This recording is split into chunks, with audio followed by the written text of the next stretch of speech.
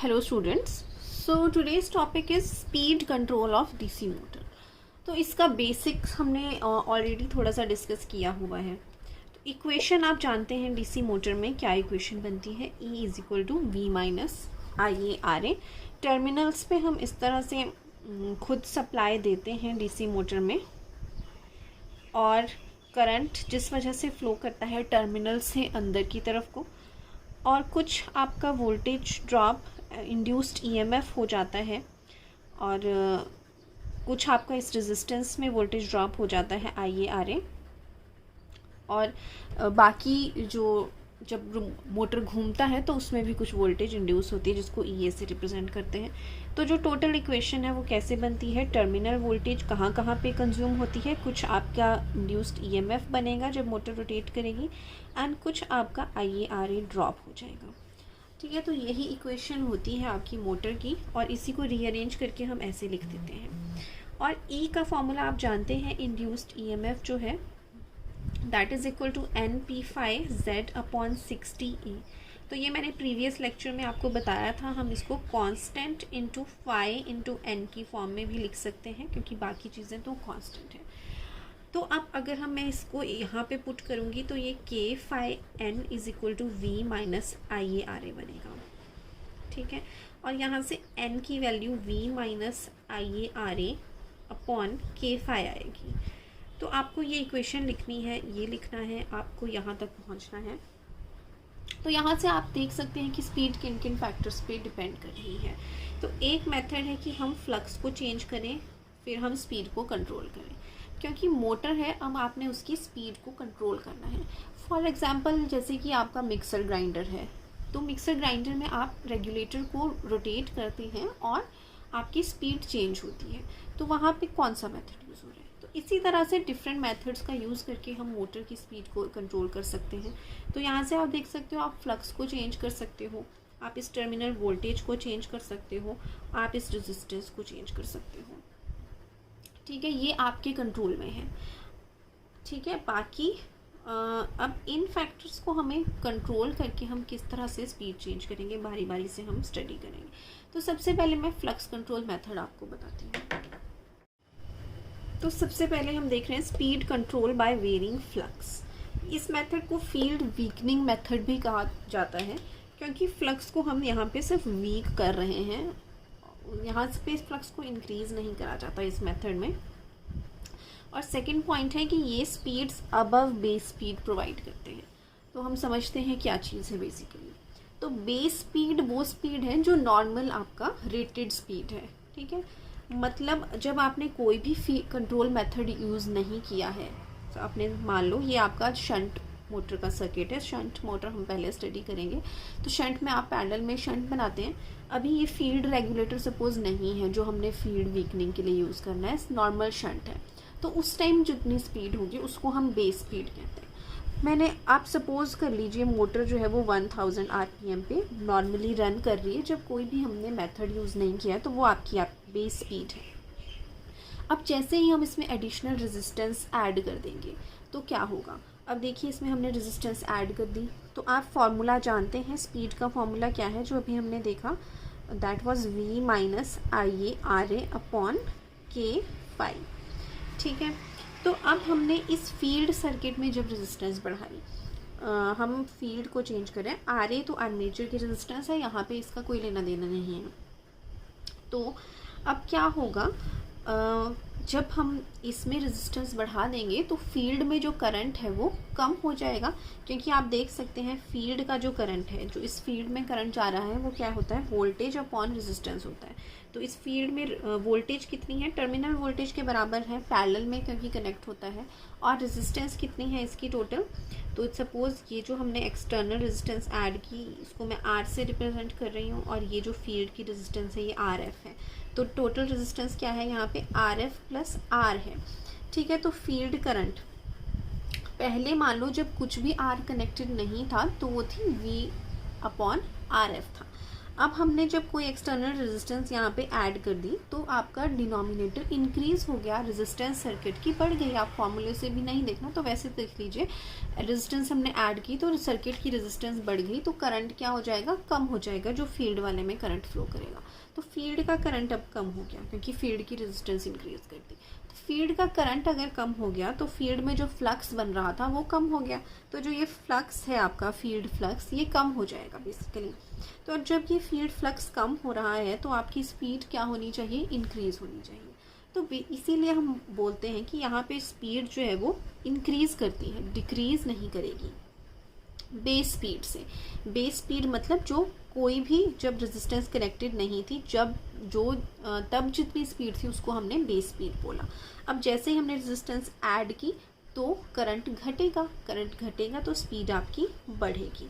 ठीक है, सपोज आप ऐसे ऐसे करते हुए मैं और रेजिस्टेंस इसमें मैंने ऐड करती रही, और जैसे जैसे मैं रेजिस्टेंस ऐड कर रही हूँ वैसे वैसे आपकी मोटर की स्पीड बढ़ रही है, और सपोज बढ़ते बढ़ते वो आपकी 2000 RPM तक पहुँच गई। ठीक है, अब धीरे धीरे जब आप रेजिस्टेंस को डिक्रीज़ करोगे, सपोज़ यहाँ रेगुलेटर टाइप का कुछ लगा है जैसा फ़ैन का रेगुलेटर होता है, तो वो इंटरनल सर्किटरी यही इसी तरह से होती है कि रेजिस्टेंस उसमें ऐड कर रही है। तो जैसे जैसे हम उसमें धीरे धीरे रेजिस्टेंस कम करेंगे, तो रेजिस्टेंस जब कम होगी तो फील्ड में करंट क्या होगा, बढ़ेगा। फील्ड में करंट बढ़ेगा धीरे धीरे, तो अब स्पीड क्या होगी, फील्ड में करंट अगर बढ़ेगा मतलब फील्ड की फ्लक्स क्या करेगी, अब इंक्रीज़ करेगी। ये फ्लक्स जब इंक्रीज़ करेगी, जैसे जैसे रेजिस्टेंस कम होगी, कट कर रही हूँ मैं रेजिस्टेंस को जो मैंने पहले लगाई, तो अब फ्लक्स पहले के कंपैरिजन में बढ़ेगी, अब स्पीड अब कम होगी, इन्वर्स रिलेशन है। तो 2000 तक पहुँच गई थी, तो अब कम होती हो जाएगी, कम होती होती जब मैं इन रेजिस्टेंस को कट कर दूंगी तो वो दोबारा से 1000 RPM तक आ जाएगी, जब हमने कोई भी रेजिस्टेंस कनेक्ट नहीं की है। ठीक है, पर इसकी बिलो हम स्पीड को इसमें नहीं कर सकते हैं। ठीक है, क्योंकि ये तब स्पीड थी जब कुछ भी रेजिस्टेंस कनेक्टेड नहीं थी। तो जब आप कोई रेजिस्टेंस इसमें ऐड करोगे तो स्पीड उससे ज़्यादा ही बढ़ेगी, और उसको कम करोगे, अगर कट करोगे तो यहाँ तक ही पहुँचेगी। तो बिलो बेस स्पीड से स्पीड कंट्रोल इस मेथड में पॉसिबल नहीं है, इसीलिए बोला जाता है they give speeds above base speed only, they give speed control, इसमें कर लो दे गिव स्पीड कंट्रोल।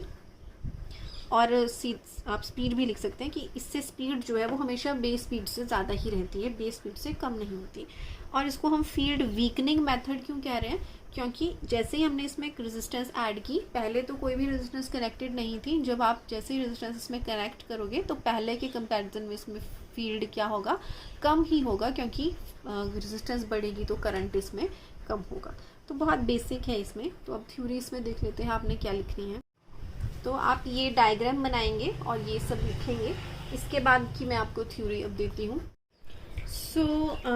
इसमें आगे आपने लिखना है a variable resistor called field regulator. जो मैंने वेरिएबल रेजिस्टेंस कनेक्ट की थी फील्ड वाले सर्किट में, देखिए इस तरह से मैंने फील्ड बनाया था और यहाँ पे एक रेजिस्टेंस थी, इस तरह से मैंने बनाई थी। तो ये वेरिएबल फील्ड है, मतलब इसको मैं वेरी कर रही हूँ, रियोस्टैट की तरह है। रियोस्टैट को आपने देखा होगा कि हम कैसे ऊपर से उसका हैंडल को मूव करके रेजिस्टेंस को कंट्रोल करते हैं, तो उसी तरह का है। तो उसको फील्ड रेगुलेटर कहा है। It is connected in series with shunt field, series के साथ कनेक्टेड है शंट वाइंडिंग के। हम शंट मोटर की ही बात कर रहे हैं अभी। तो when field regulator resistance is increased the field current decreases. ठीक है, ऑब्वियसली आप यहाँ पे ऐसे भी लिख सकते हो, फील्ड करंट किसके बराबर होगा, टर्मिनल वोल्टेज, जो यहाँ पे टर्मिनल पे वोल्टेज दी है पैरेलल में है क्योंकि, divided by total resistance field circuit की, वो होगी फील्ड रेजिस्टेंस प्लस जो एक्सटर्नल रेजिस्टेंस आपने कनेक्ट की, तो इतना होगा। तो जैसे आप इस चीज़ को इंक्रीज़ करोगे तो डिनोमिनेटर इसका इंक्रीज़ हो रहा है, करंट बढ़ेगा। वैसे भी देख लीजिए सर्किट में रेजिस्टेंस इंक्रीज़ होगी तो जो फील्ड का करंट है IF वो डिक्रीज़ होगा।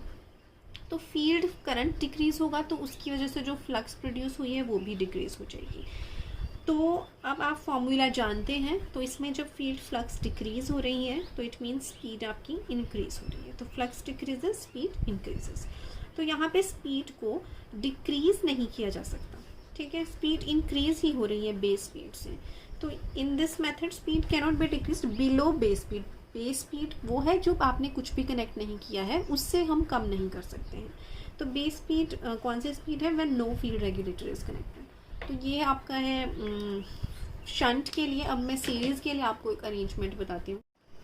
नाउ सीरीज़ मोटर की बात करते हैं। तो सीरीज़ मोटर का बेसिक डायग्राम तो ये है, आप जानते हैं। अब इसकी स्पीड के लिए हम इस तरह से पैरेलल में एक डाइवर्टर सर्किट को ऐड कर देते हैं। अब क्या है कि जब आप डाइवर्टर सर्किट इसमें हम ऐड कर देंगे तो पहले जो करंट था वो तो पूरा का पूरा करंट इससे ही फ्लो कर रहा था जब ये नहीं था, ठीक है। अब हमने पैरेलल में एक और डाइवर्टर सर्किट ऐड कर दिया, तो अब यहाँ पे जो करंट जाएगा वो तो कम हो जाएगा, क्योंकि कुछ करंट इधर से डाइवर्ट हो जाएगा। कितना करंट उधर जाएगा और वो तो हम इसकी रेजिस्टेंस से कंट्रोल कर सकते हैं, ठीक है। तो हम इस तरह से कुछ करंट उधर डाइवर्ट हो जाएगा, जिस कारण जो फील्ड में करंट फ्लो करता है वो थोड़ा कम हो जाएगा। और फील्ड में करंट अगर कम हो गया तो फिर आप जानते हैं कि करंट कम हो गया मीन्स फ्लक्स कम हो जाएगी, और फ्लक्स अगर कम हो गई है तो स्पीड का रिलेशन हम जानते हैं ये है। तो अगर फ्लक्स आपकी कम हो गई है तो स्पीड बढ़ जाएगी, सिमिलर है वैसे ही। तो इसमें भी बेस स्पीड से अबव ही स्पीड जाएगी।